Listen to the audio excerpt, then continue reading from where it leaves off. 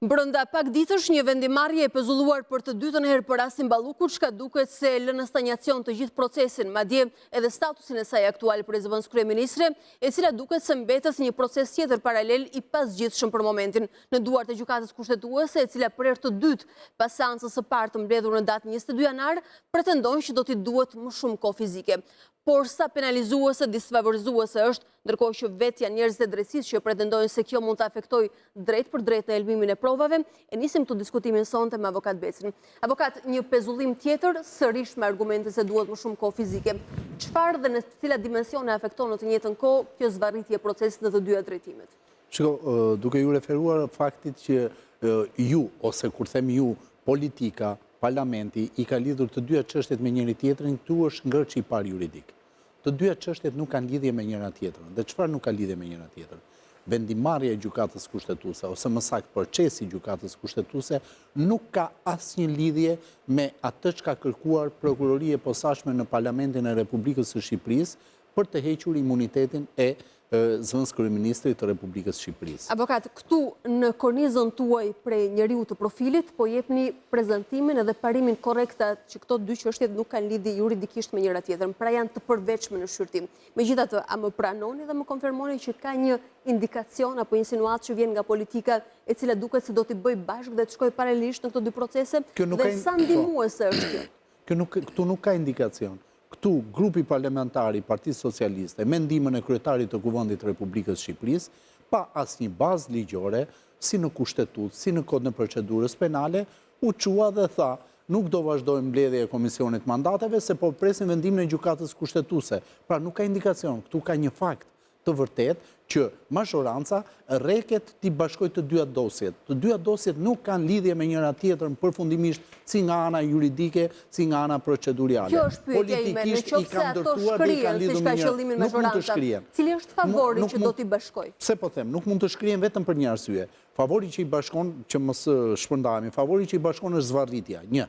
Dhe dyta, nuk mund të ngrihen dhe nuk mund të bashkohen vetëm për një arsye, për faktin e thjeshtë se kemi të bëjmë me dy masa të ndryshme sigurimi. Dhe duke qenë se kemi të bëjmë me dy masa të ndryshme sigurimi, duhet të kuptojmë si unë që them, jemi në rrethin e gjyqtarëve, prokurorëve dhe juristëve që mendojmë siç mendon kodi procedurës penale, e hedh topin më lart. Po gjykata kushtetuese si duhet mendoj? A nuk duhet mendoj këtë parim që ne po themi, një antar i gjykatës kushtetuese nuk duhet mendoj këtë parim që po themi, kemi të bëjmë me dy masa sigurimi ndryshme, kemi të bëjmë me dy çështje penale të ndryshme. Gjykata kushtetuese është duke u marrë me çështjen penale numër 1. Në çështjen penale numër 1, prokuroria e posaçme ka hapur kodin e procedurës penale dhe ka thënë, unë dua të pezulloj zëvendës kryeministrin e Republikës së Shqipërisë. Dhe gjykata kushtetuese me një kërkesë të bërë nga kryeministri i Republikës së Shqipërisë ka pezulluar pezullimin, se kështu është e kuptueshme në publik. Kështu lexohet. Dhe mori në shqyrtim një çështje dhe shkoi në vendimarrje. Para se të flasim për vendimarrjen, çfarë ndodhi? Në këtë moment prokuroria e posaçme tha, dale, unë kam një çështje tjetër penale, kam një tjetër mas sigurimi që kërkoj t'i vendos zëvendës kryeministrit të Republikës së Shqipërisë. A mund të më thoni ju ku mund të lidhen këto dy çështje me njëra tjetrën? Zero lidhen. Në kushtetutë zero, në procedurë zero, unë nuk e di kryetari i Kuvendit të Republikës së Shqipërisë kur nxori atë shkresë ku e bazoi. Në rregulloren e Kuvendit ta bazoi sa herë të doj. Por ti thuash ti prokurorisë që unë po pres të vendos gjykata kushtetuese se ç'do bëj unë me imunitetin, kjo është të fshihesh pas gishtit e para dhe e dyta të zvarrisësh çështjen. Pjesa e parë të cilën unë jam përpjekur ta shpjegoj pas kush nuk kërkon ta dëgjoj. Në fakt një pjesë e mirë e profesionistëve kanë tentuar të imponojnë që këtë çështje nuk bashkohen asesi juridikisht me njëra tjetrën. Po duket se është një qëllim nga politika. Prandaj ju pyes pse u shërben dhe është favorizues. Politika do të ishte më ndershme, thoshte, po, do mblidhet Kuvendi i Republikës së Shqipërisë dhe do thotë, nuk ta jap imunitetin. Le t'i dalin përballë problemit. Le të vendosen dhe të thonë, po, deri më sot prokurorinë e posaçme e kemi mbështetur, sot e tutje nuk e mbështesim. Deri më sot nuk jemi zyrë avokatie e korruptuarve pranë mazhorancës, sot e tutje do jemi zyrë avokatie të korruptuarve pranë mazhorancës. Unë besoj se ju pretendoni që të ishte kaq e ndershme politika në qendrim. Kjo është pjesa e parë e politikës, pjesa e gjykatës kushtetuese, e cila po bën atë zvarritje për të cilën unë nuk arrit të kuptoj edhe nga pikpamja e ligjit organik gjykatës kushtetuese, nga anë e gjykatës kushtetuese, nga anë e kushtetutës dhe nga anë e rregullores gjykatës kushtetuese. Çfarë nuk kuptoj me një vendimarrje, që ta bëjmë më të thjeshtë.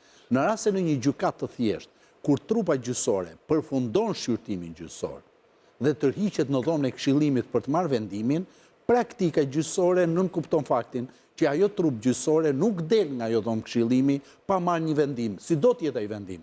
Me shumicë, me pakicë, me unanimitet apo jo. Atëherë pse ka raste të izoluar avokat që dalin nga ajo dhomë pa vendimarrje? Ja ta mbaroj, për pjesën e përgjithshme, në tërë sistemin gjyqësor, kur trupa tërhiqet për vendim, ne kemi parë, siç është njoftuar, po kemi parë dhe nga praktika që gjykata mund të rritet deri në orën 8 darkës, deri në orën 9 darkës, të tërhequr në orën 10 të mëngjesit për vendim dhe fakti i thjeshtë për të respektuar fshehtësinë, objektivitetin, solemnitetin dhe mungesën e ndërhyrjes nga jashtë, nuk kanë dalë nga dhomë e këshillimit derisa kanë marrë një vendimarrje.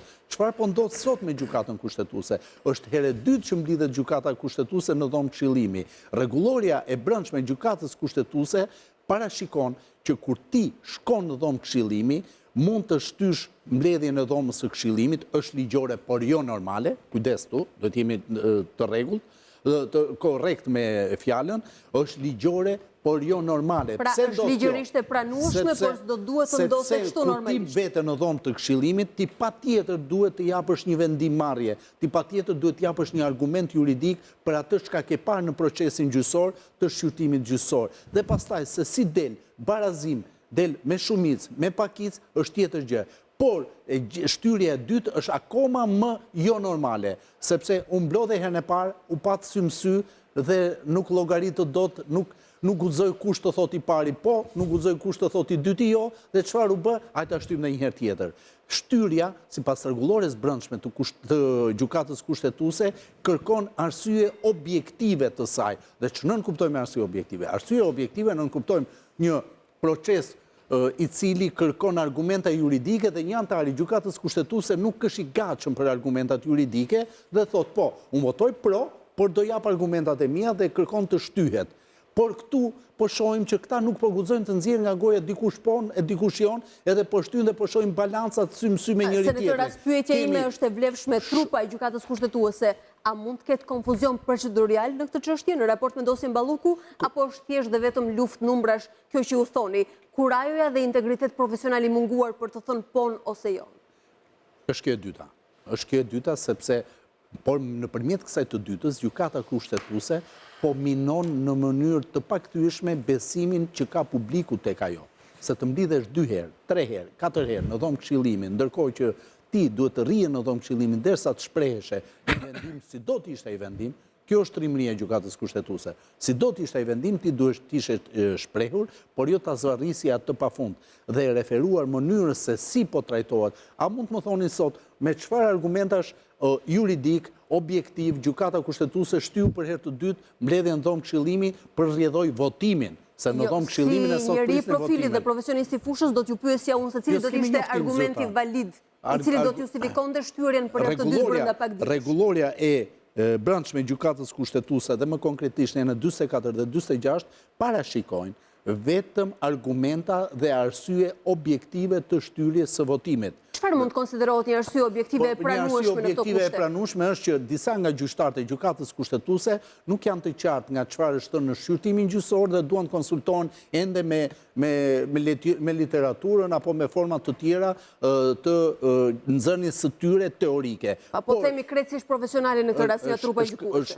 Tërësisht profesionale në rast se është e sinqertë. Në rast se mblidhen dhe thonë, shiko, ne nuk jemi gati se dua që pala që ishte preqit më sjaroj diçka më tepër, ose ma jep pak proces verbalin ta lexoj. A kemi dëgjuar diçka të tillë ne? Jo. Unë shoh që duket sikur janë 2 bloqe, një blok që tenton të përkrah kërkuesin, që në rastin konkret është kryeministri, dhe një blok që mbase është i përkrahur nga ndërkombëtarët, këtë e shoh me teori konspiracioni tani, edhe nuk din se si do vej numërtimi dhe nuk duan të shkojnë atë fazë të rrezikshme 4-4 që të quhet kërkesa e rrëzuar. Atëherë po më flisni për një drejtësi e cila në këtë skenar është me bilanciator politik. Po pse them është fazë e rrezikshme? Se sot gjykata kushtetuese ka 8 antarë dhe shumë e thjeshtë të vej barazimi i votave në pikpamje të probabilitetit matematik.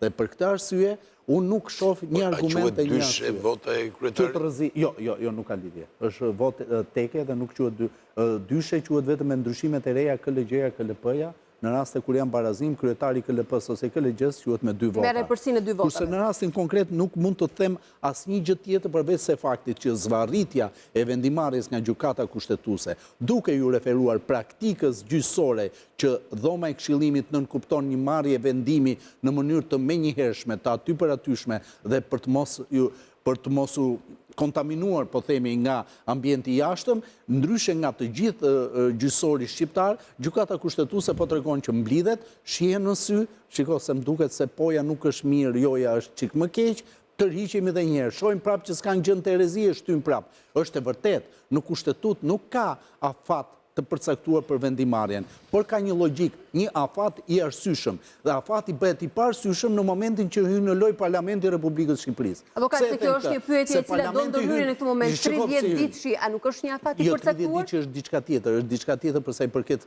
formës së shqyrtimit të një çështje dhe hecurisë nga kërkesa deri në pra jo 30 ditëshi si deadline për vendimarrje. Jo, vendimarrja ka vetëm një shprehje, afati arsyeshëm pas përfundimit të shqyrtimit gjyqësor. Ky afat, thash, bëhet i paarsyeshëm në momentin që ndërhyjnë Parlamenti dhe thotë, unë do pres pak gjykatën kushtetuese, pastaj do vendos vetë. Edhe për ju tashmë është bërë i paarsyeshëm. Është bërë i paarsyeshëm që në krye të herës. Aq më tepër herën e dytë që dhoma e këshillimit për vendimarrje tërhiqet pa një argument, pa një arsye bindse, tregon që këtu është vetëm pazar numrash për vota.